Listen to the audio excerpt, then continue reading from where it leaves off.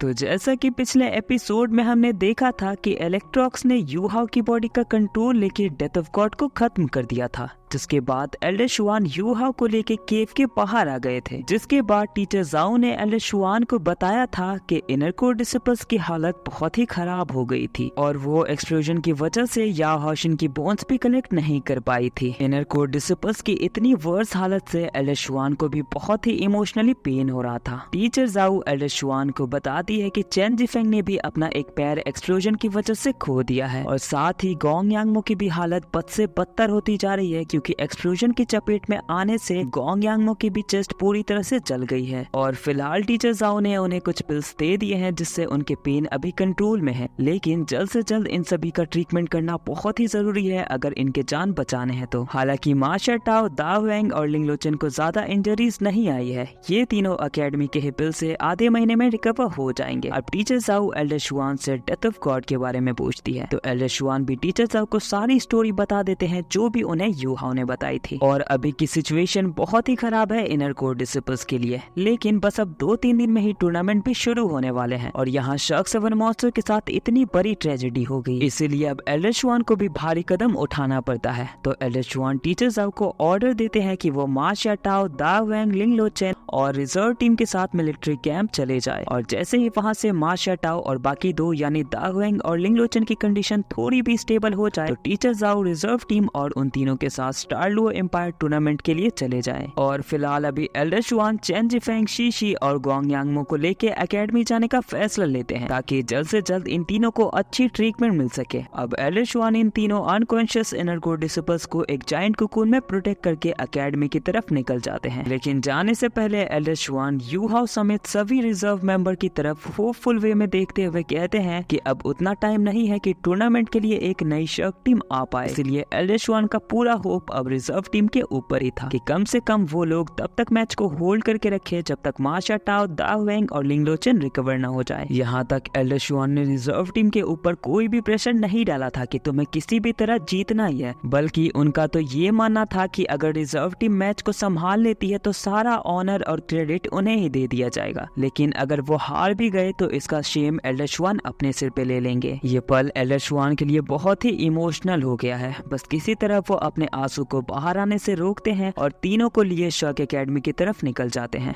Elder शुआन की ये बातें सुन के यूहाओ भी काफी इमोशनल फील करने लगता है और जैसे जैसे यूहाओ अपने कॉन्शियसनेस में वापस आता है तो उसे वो सब कुछ पॉइंट टू पॉइंट याद आने लगता है जो भी कुछ उसके साथ उसके सबकॉन्शियस माइंड में हुआ था। अब यूहाओ को समझ आ जाता है कि वो डिवाइन लॉ ऑफ नेक्रोमेंसर, वो स्पेक्टेटर ऑफ क्लेमिटी, आखिर ये असलियत और सच्चाई है उसके स्पिरिचुअल सी में उस ग्रे बॉल की जो कि इलेक्ट्रॉक्स की है। और जब इलेक्ट्रॉक्स यूहाओ की बॉडी का कंट्रोल ले रहा था तब यूहाओ चाह के भी उसके खिलाफ अपोज नहीं कर पाया, जिससे हम ये अंदाजा लगा सकते हैं कि इलेक्ट्रॉक्स की पावर कैसी और कितनी होगी। उन सारे इंसिडेंट्स का यूहाओ अपने 5 सेंसेस से फील तो कर पा रहा था, लेकिन चाह के भी उससे अपनी बॉडी पे कंट्रोल नहीं मिल पा रहा था। हालांकि इससे पहले भी यूहाओ की बॉडी का कंट्रोल ब्रदर टियान ने एक बार लिया है, लेकिन यूहाओ को कभी ऐसा स्ट्रॉन्ग फील नहीं हुआ जैसा आज इलेक्ट्रॉक्स के कंट्रोल पे हुआ। और जैसा कि इलेक्ट्रॉक्स ने कहा था कि अगर वो चाहता तो वो काफी समय पहले ही डेथ ऑफ गॉड बन सकता था।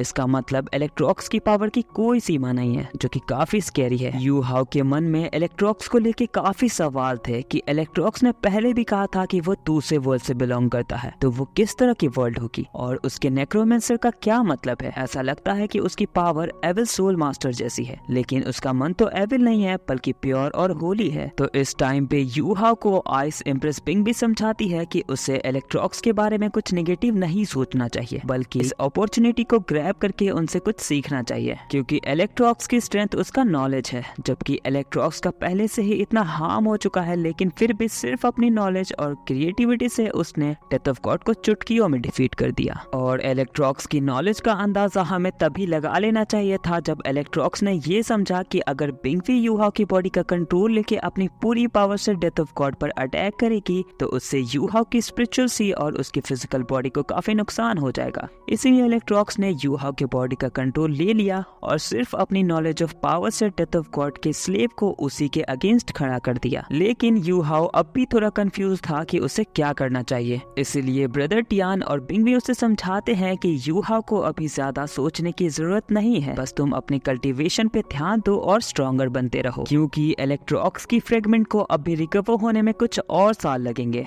तब जाके इलेक्ट्रॉक्स अपनी पूरी पावर रिस्टोर कर पाएगा। अब इन दोनों के इतना समझाने पर यूहाओ फाइनली समझ जाता है और चैन की सांस लेता है और फाइनली अपनी आंख खोलता है। लेकिन यूहाओ जैसे ही अपनी आंखें खोलता है तो वो देखता है कि सारे कोर डिसिपल्स जो भी यहाँ मौजूद थे वो सब यूहाओ के पास उसके उठने का इंतजार कर रहे थे। हालांकि मास्टर टाओ, दा हुएंग और लिंगलोचिन की सेवरल इंजरी की वजह से वो तीनों अपनी सोल पावर को रीगेन करने के लिए मेडिटेशन कर रहे थे। लेकिन यूहाओ के जगने पर और सभी स्टूडेंट की आवाज सुन के ये तीनों भी अपनी आंखें खोल के यूहाओ को एक बार देख लेते हैं। और इतने समय से, मतलब जब से यूहाओ यहाँ अनकॉन्शियस था, तब से वैंग डोंग अपने थाई पे यूहाओ का सिर रखे हुए था और उसे एक पिल्लो की तरह कंफर्ट दे रहा था। यूहाओ के बोलने से कुछ पहले ही वैंग डोंग जोर से यूहाओ को हग करता है और कहता है कि यूहाओ, तुम्हें पता है हमें तुम्हारी कितनी चिंता हो रही थी। अब इन दोनों का ब्रदरहुड देख के शू शांसी जो यूहाओ के साइड में बैठा था वो बीवी से कहता है कि देखो इनकी ब्रदर फीलिंग कितनी डीप है। तो इस पे बीवी शू शांसी से कहता है कि उनकी ब्रदरहुड तो अच्छी होगी ही, क्योंकि वो तुम्हारी तरह एक पत्थर दिल नहीं है। अब इस बात को लेके शू शांसी बीवी से बहस करने लगता है और थोड़े समय के बाद जियांग ननान के समझाने पर शू शांसी वेल बिहेव करना स्टार्ट कर देता है। अब यूहाओ भी उठ के बैठता है और सभी से कहता है कि मैं पूरी तरह से ठीक हूँ। इतने में टीचर जाओ भी यूहाओ के साइड आती है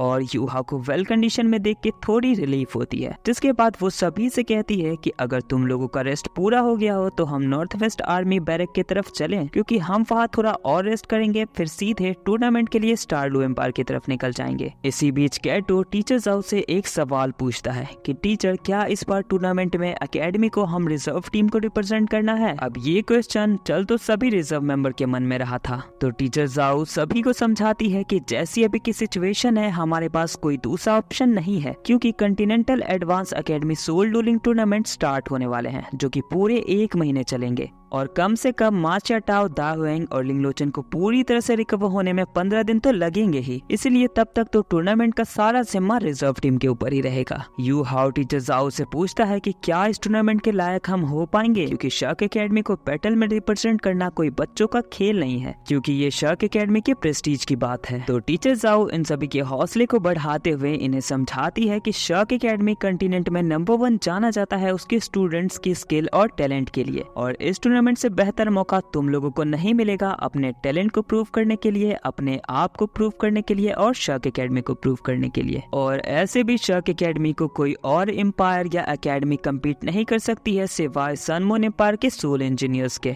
और जब तक मैच उन तक पहुंचेगी तब तक तो मास्टर टाओ और बाकी दोनों ही रिकवर हो जाएंगे। हालांकि इनर कोर डिसिपल्स के इंजरी और लॉस की वजह से जो टीम 2 सोल इम्प्रेस और 5 सोल किंग्स की थी वो बस अब 4 सोल एंसेस्टर, 1 सोल एल्डर और 2 सोल मास्टर की बन के रह गई है। इसी के साथ इस पार्ट को हम यहीं पे खत्म करते हैं। आगे की स्टोरी हम अगले पार्ट में देखेंगे। और अगर वीडियो पसंद आई होगी तो वीडियो को लाइक करना, चैनल पे नए हो तो सब्सक्राइब करना और कमेंट में अपना ओपिनियन जरूर बताना।